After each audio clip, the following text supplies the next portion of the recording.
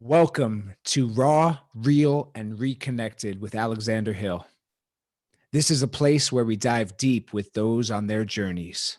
Today, we have Mark Dudek, and Mark is walking across the United States of America. He's almost complete in his journey. He's 2,200 miles out of 2,600 total. He is walking from Hilton Head, South Carolina, to Venice Beach, California, which has a special place in my heart. So we're going to talk to Mark today about his journey and what he's learning and why he chose to do such an amazing feat to walk across the United States. Welcome, Mark. Thank you for having me. I'm excited to get started and dive deeper into my reasoning and what I've learned so far on my walk. Yeah, brother. So you're fresh out of college. Yes, sir. Yeah, I wish I was done, but no, I got 3 more years of graduate school left to go. So I graduated from undergrad back in December, but I'm starting back up in May. So Awesome. So what are you focused on in graduate school? physical therapy. Yeah. Beautiful. So let's get right into it, brother. Okay. I want to hear about what made you want to do this. What was your inspiration? How did you get started, and how did it all come together? Right. So, probably about a year and a half, 2 years ago, I got the idea. I saw musician Mike Posner. He's like a pop musician.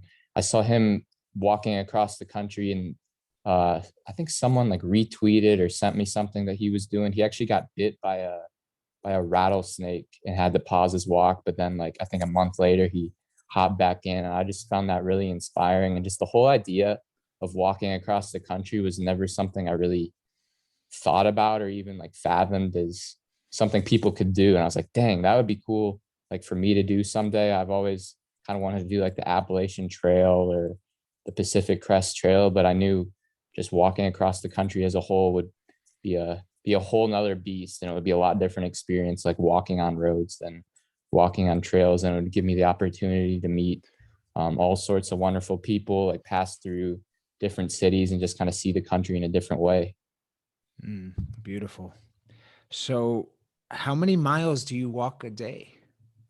So yeah, that's a question I get asked a lot, and there's no, it depends on the day, to be honest. It's not every day I'm going 25. It's so at the beginning I started about like 18 to 20 miles a day, and just to kind of let my body get used to walking that far. So now I'm about up to, it's probably averaging about 30 miles a day. But it depends, like the distance between towns, how my body's feeling, stuff like that. So it varies, but right now it averaged to about probably like 28, 30 a day.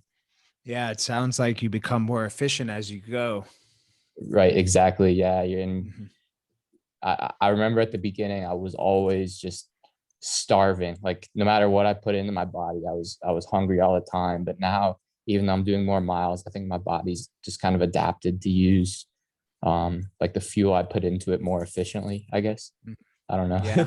Yeah. Well, I'd love to get into that fuel, what your diet is like. But um, one of the questions I have is how has your body changed since when you started this walk, and how many days in are you now? It's about, let's see, I started December 6th. So over probably like around 110, 115, I'd say. Wow. So well over 3 months. Yeah. 115 days, something like Yeah. that. Wow.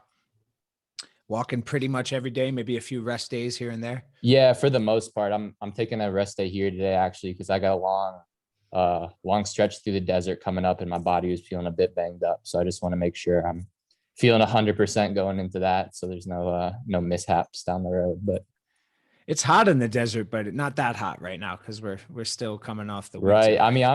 I'm from Ohio, so I'm not used to.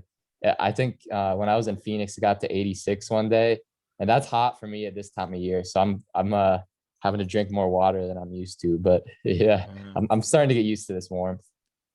Where do you get your water from? All sorts of places, usually just gas stations. I kind of just fill it up either in the bathroom, or sometimes they let me use like the little soda machine thing, and I fill up my water there. Mm-hmm. And that's usually what I do. Nice. So let's get right into it. So the as you're walking, I mean, you're 115 days into this walk. What have you learned so far? Um, I've learned first, I guess I learned a lot about myself.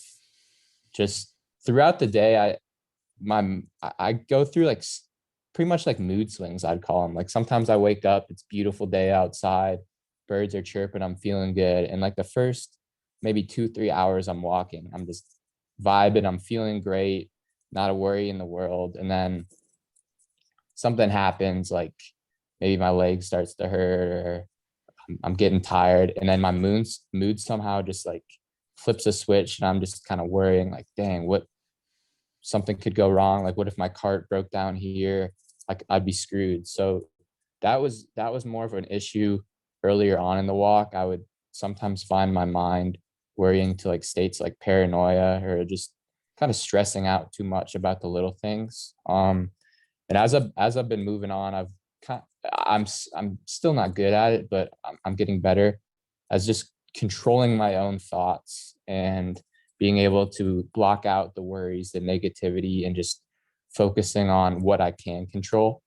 That's been a major thing. Just taking it one day at a time, not worrying about too far ahead down the road, just controlling what I can control. And that's sort of the biggest thing that I've kind of grown mentally, you know?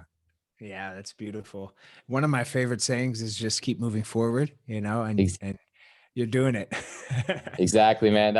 I mean, it's what I'm doing is the most simple thing in the world. It's literally just putting one foot in front of the other every day. It's no, not too complicated when it all is boiled down. So that's what I tell myself, is it's literally just walking. Hmm. So you got inspired. You said, Mike Posner, Forrest Gump, all these Yeah. great men have gone across the country by foot, and I want to do the same. Let me ask you, how do you carry all your stuff? Do you have a backpack, or how do you lug around the stuff, your essentials, the things that you need? Yes. So originally I was gonna just use a backpack, but I did a lot of research going into it, and it seems like probably 90% of the people, unless they have maybe like a support vehicle with them for the long desert stretches, most people use like a push cart, either like one of those carts you attach to the back of a bike, or like what I'm using. Um, it's that, but it's also like converted into a jogging stroller. So basically, I put all my gear inside that, and it allows me to carry like a little heavier of a load, especially going through days where I'm not able to like replenish my water, my food for sometimes it's been like 4 or 5 days. So I've had to carry like 5 gallons of water at times, and that just wouldn't be feasible for backpacking. I can imagine. And so when you're on those long stretches of nothingness, I'm sure we've all driven there. We've all been through, those 100 or 200 mile stretches of wilderness, or, not much going on. Do you find campgrounds, or what do you do when there's just not much around or no town? Yeah, so luckily out west there's a lot of BLM land, Bureau of Land Management, and that's just public land for camping. You can camp wherever. And even when there wasn't, I would just kind of pitch my tent somewhere on the side of the road, just kind of off where I wouldn't be on anyone's property or bothering anyone. And that's usually what I do. There was one long stretch through Texas. I passed through Guadalupe Mountains National Park. I camped there for a night, and that was absolutely beautiful. The campground was just literally right in the middle of the mountains, and that I have a few pictures of it in my Instagram. But that was probably the coolest spot I've ever camped. Awesome. So sometimes being out in the middle of nowhere lends for super cool camping spots. So it's Mm, it's it's a treat for sure. that's beautiful, brother. Now let me ask you, what do you eat on this journey? What do you use for fuel? Have you lost weight? What's your nutrition like? Yeah, that's a great question. So at the beginning of the walk, like I'm generally a pretty healthy eater, and I was just trying to throw healthy foods into my body for the most part. So I'm allergic to like peanuts and tree nuts. So I would have this like soy butter stuff, like granola bars, tuna packets on like tortillas. That's a main staple. But I kind of learned quickly that that's not going to get me enough calories in me, and if it is, it's going to be expensive just to keep buying all that because that's not necessarily calorie dense food. So now I'm still trying to get in like the healthy stuff, get all my proteins, carbs, vitamins, stuff like that. But then kind of on top of that, I'm just eating whatever I can get my hands on to fill myself up at this point. But I think I've lost, if I had to guess, probably like 10 pounds, not a ton. And I think a lot of that weight was lost right at the beginning. And now it's just kind of stagnant. Hmm. Nice. Yeah. How many calories do you think that you're eating each day? Yeah, I've tried to it really depends on how much food I have at the time. So like when I just like take a trip to the store and have a ton of food, I probably eat like maybe like 5 or 6 thousand, honestly. Um, and then some days when I'm trying to ration it out, it's a little less, like maybe like 3 or 4 thousand. But when I do that, I'm kind of on the hungrier side. Mm, nice. So you graduated a semester early from the University of Cincinnati, and Right. you chose to start your journey in Hilton Head, South Carolina, and finish in Venice Beach, which is 2,600 miles. So why did you plot that course? Did you plot that course, or did you just kind of wing it? And what was the planning like about around that? Yeah, so originally I didn't think I started school until August. So I was going to start my walk in like March and go across like the central United States through like Colorado and like Kansas and stuff like that. But then I realized it started in May, so I had to switch like my route to more southern to kind of avoid the winter weather, which I still got hit with anyways. So um, Nice. I guess it didn't really matter. But yeah, so Hilton Head, South Carolina, I've been to that beach before, so just kind of like a familiar starting point, just to pick a spot on the Atlantic Ocean, and then just pretty much straight across to Los Angeles. And then so beforehand I mapped out pretty much like a tentative route, but um, as I kind of I would plan it out pretty much like 2 weeks at a time as I was going. So there were like bigger cities I knew I was going to pass through, but like between those, it was kind of like pick and choose different towns, different routes, whatever I thought was like safer and just maybe would allow me to stop at like more stores and stuff like that. What's been the weirdest thing on your walk so far? The strangest, weirdest, wildest occurrence?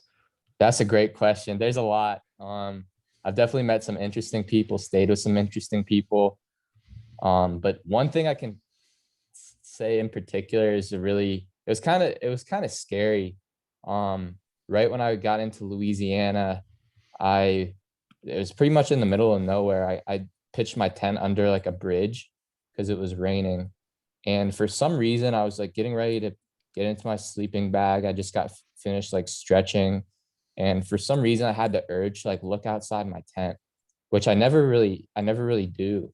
And I looked outside and probably like maybe like 100 yards in the distance, there was like someone like shining a flashlight on my tent. And I was like, wait, what the heck? Like I'm in the middle of nowhere. There were like some houses around, but not within like half a mile of me.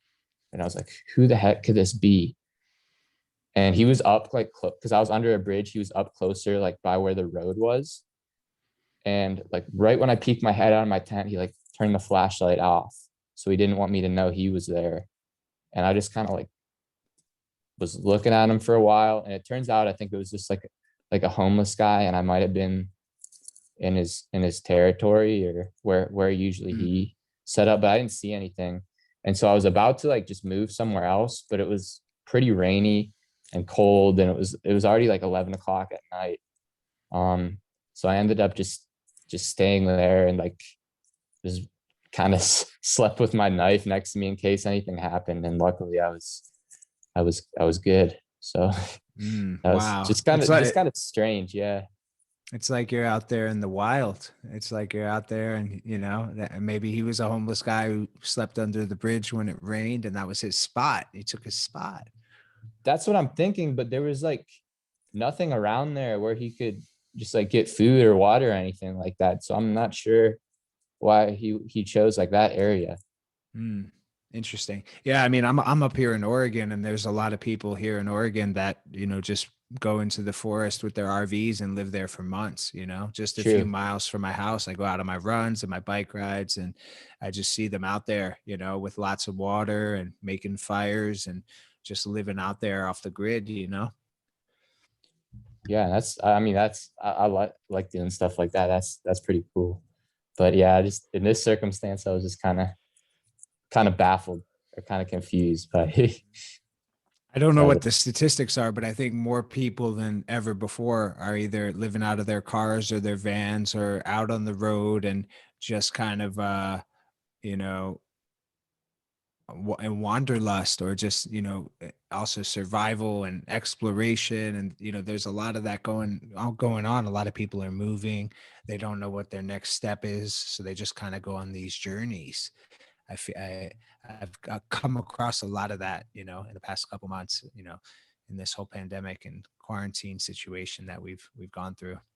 So it must be fun, everybody's kind of like in different states, everybody's kind of like locked down and you're out there on the move, every single day. I mean, there must be a liberating sense of freedom to that.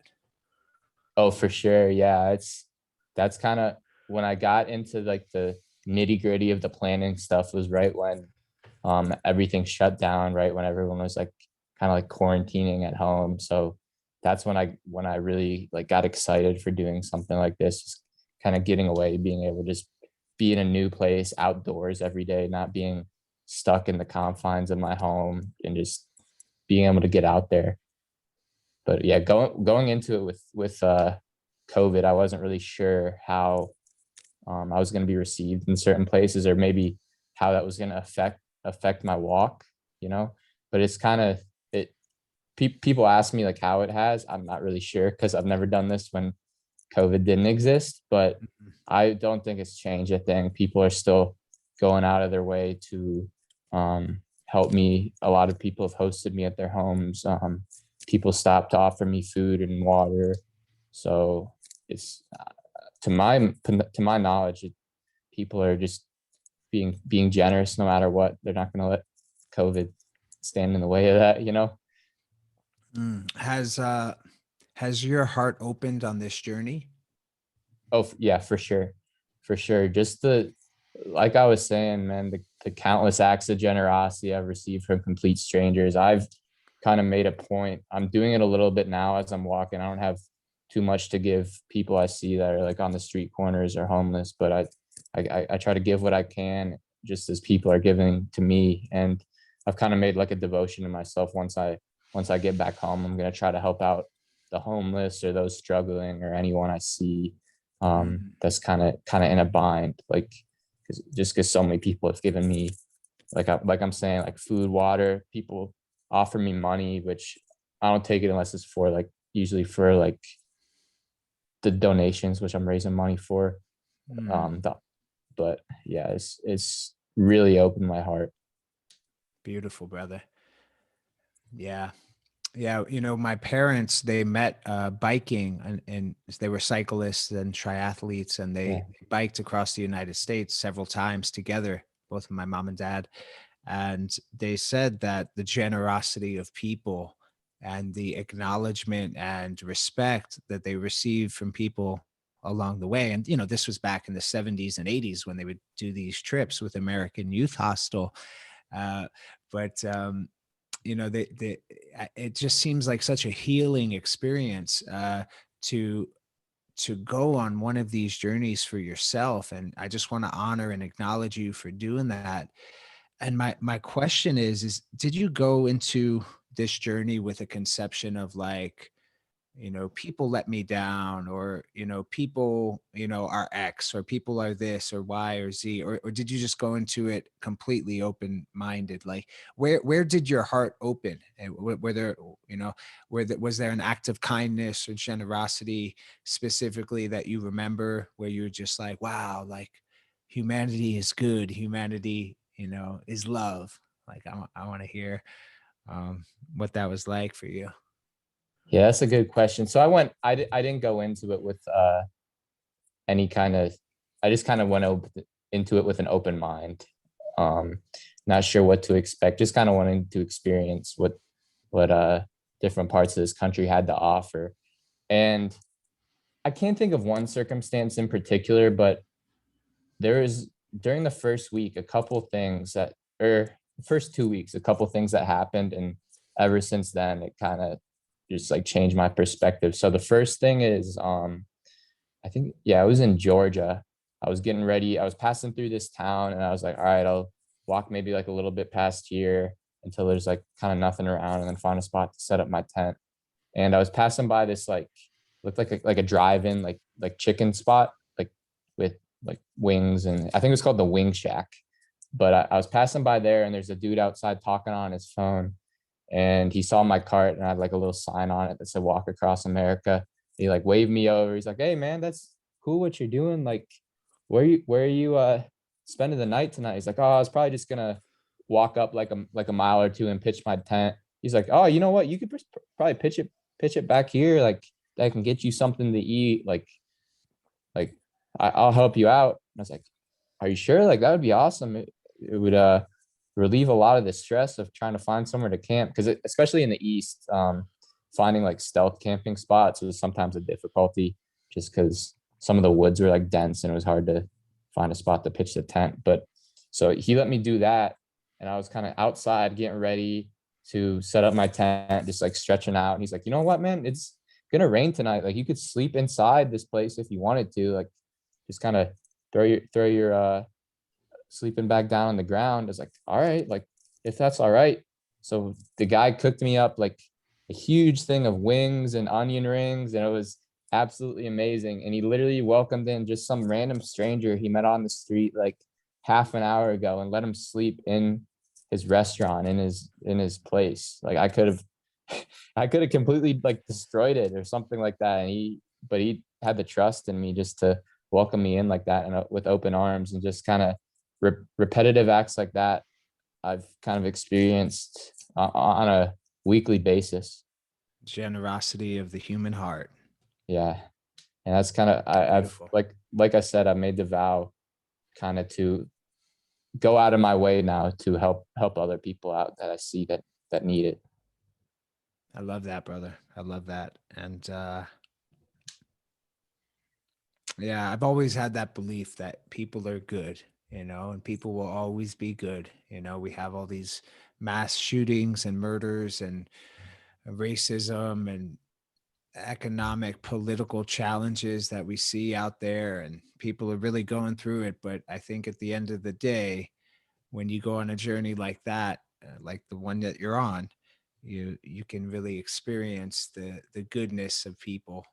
And uh and and really, another thing is, like, you really learn about what's your energy and what's not, right? Because it's just you, and you're out there in the middle of the desert, and you have this sort of solitude where you can really understand, okay, I just went through that city and I felt all weird. Was it me, or was it that city?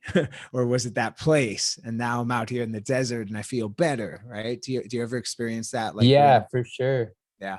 Um, yeah, one circumstance I can remember in particular, like I was in just kind of in the desert for, it was pretty much like 6 days, and then I got to El Paso, and just kind of being back into like the busy roads, all the like the retail chains and restaurants and stuff like that. It was kind of like a culture shock, honestly. I love the city of El Paso, it's beautiful, but just switching from absolute nothing every day to just cars and trucks and honking horns and people everywhere. It was weird. I don't know how else to explain it. A bit overwhelming, honestly. Yeah, I can imagine. I got one more question for you, brother. I'm curious, you spend a lot of time on this walk alone, and then you also meet a lot of people, I can imagine. So is it the silence of the journey? Is it the meditative states, or the time when you're alone that's contributing to your growth, or is it more of the connection with the people that you meet? Yeah, it's a great question. I think if it's definitely a combination of the two. So the time I'm spending with myself, I think is more of like an inner growth, more of like a mental kind of growth, just kind of being able to control my own thoughts and blocking out the negatives, focusing on the positives, kind of like I was talking about at the beginning of this podcast. But the kind of being able to meet and interact with the other people, just that's kind of more like a perspective change on the country as a whole, just knowing that the country's full of just generous, wonderful, nice people. Kind of, and I want to get the word out about that because I like I was saying, everything in the media kind of shows the negative side of what's going on in the country. And don't get me wrong, like that stuff's obviously happening and it's bad, but the majority of people are super kind and generous. And honestly, I always get asked the question like, has anyone given you trouble, or like do people ever like get mad at you for what you're doing? And honestly, I really haven't been had like anyone be rude or just outright mean to me as I've been walking. Mm, It's all been positive. mm. Do you think it would be a different experience if you were black? That's a great question. I've been asked that before, and I mean obviously I can't say because I'm not a person of color, but I really don't think so, and I would hope not, because I've the generosity I've been received, it doesn't have a race and ethnicity or anything like that. I've been helped by pretty much every race, every ethnicity you can think of. So I would hope it wouldn't make a difference. Mm. So you don't feel like there's a lot of racism in the states that you've walked through? Um, I've I've noticed some. I've noticed some, but it I don't think it would. Let me rephrase that. It's kind of. Hmm, let me. Can I start over with that answer? Of course. Let's see. I would say bits and pieces. Sometimes a little more. In certain like certain towns than others, especially like you would notice like some areas being like segregated, but that's just kind of the way the towns were built up, grown over time. But honestly, I don't think it would play a part in someone walking across the country. They would be received with kindness, I think, in any town. Mm. Honestly, that's just based on my experiences. That's what I would say. Yeah, I'll speak for, I'm in a town of about 3,500 people here in Sisters, Oregon, and there's about four Hispanic people in town, including my wife, and maybe about, even less, I think there's two or three black people in town as well. And there was one house in town that had a Confederate flag, and I noticed as the pandemic went through, the Confederate flag came down. So I think there's a lot of change that's happening in people for the positive. I think there's a lot of shifts and opening for people in America. And we might not see it in the media or the news. They're always trying to escalate conflicts and separate us. But I think, just from what I've witnessed in my own town and my own community, I see, I mean, it's like 99% white in this town, and then just to, witness, oh, that house has a Confederate flag. Okay, it's the only house in town that has a Confederate flag. And then a few months ago, it wasn't there anymore. I'm like, well, the guy is still there. I don't know him, but curious. Maybe I'll get to talk to him one day. But I just noticed these kind of things, and maybe it was some other people in town. I'm in a town of like cowboys and hippies. It's half like really, really conservative. And then it's Oregon. So there's people that, make kombucha and grow mushrooms in their basement and all that kind of stuff. So, I mean, it's a pretty mix. And I feel like, cowboys and hippies, because this is an old Western town. So it's, I think, yeah, those towns that are mostly white, I really don't believe that most people in America are racist. I think there's, like the mass shootings that just happened. I believe there's groups of people that are very wounded and are very hurt, and they go into these hate crimes, or they go into these things that, they're not heard, and they don't feel a part of a community or a part of something. So they have to take a drastic action in order to be recognized. And I think that's, it's just the pain that builds up, over time. Right. Yeah, that's a amazing way to put it. And yeah, like that's kind of what I've noticed is I think especially through the pandemic, everyone's kind of become closer as a community. Maybe because everyone's been used to being able to go out and see everyone, and being stuck inside, they kind of miss the camaraderie they've been able to receive from their neighbors, from their friends, even from people maybe they didn't like before, and they just kind of know that everyone's equal, everyone should be treated the same, and they're just happy to have everyone around now. It's as simple as that. People love being around other people. Mm-hmm. Yeah, true that. It feels good to be around people, doesn't it? I can imagine, you're walking out there for long stretches solo, right? And then you come to a I town. absolutely love it when I'm in the middle of nowhere and someone stops to talk to me, and I just haven't said a word. Like sometimes it's weird, like just hearing my own voice after just like 10 hours passing a day and I haven't talked. So I was like, whoa, it's nice to talk to someone. Beautiful, man. Yeah, I could relate. It's being in a small town here. We have some community, my wife and I, but really we came to this rural town in order to raise our child and to just, get away from a lot of the craziness that was in LA at the time. Venice Beach was where we lived for almost 3 years. Oh wow.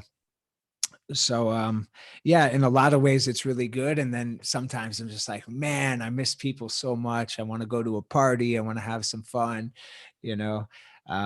but yeah, there's nothing like great conversation with kind people, and connection. Human connection is such a powerful force. Exactly. Yeah, that's every single person I've met along the journey. I try to keep track of in my journal, just to note on all the positive interactions I've received in this country. Probably over a thousand easily. And it's overwhelming. It's great. Beautiful, brother. Well, I look forward to staying in touch with you, and maybe we could do one of these again when you finish in For sure. California. Yes. I'd love to hear how the journey goes. And I'm sure, we'll get this up on YouTube, and I'm sure a lot of the people that are following would like to follow your journey as well. And feel free to share the link and all of this with your friends, and give people an update. This is a really good way to do it. Yeah, I will. And thank you so much for having me on here. I really appreciate letting you get my word out of what I'm doing, and just kind of letting me tell my story. Of course, brother. Yeah. And once again, Man Tribe started in Venice Beach, and that's where you'll finish. So when you get to Venice Beach, let's do this again and have another conversation. And I look forward to meeting you in person one day. For sure. It was awesome. Thank you so much. Hey, have a great rest of your trip, brother.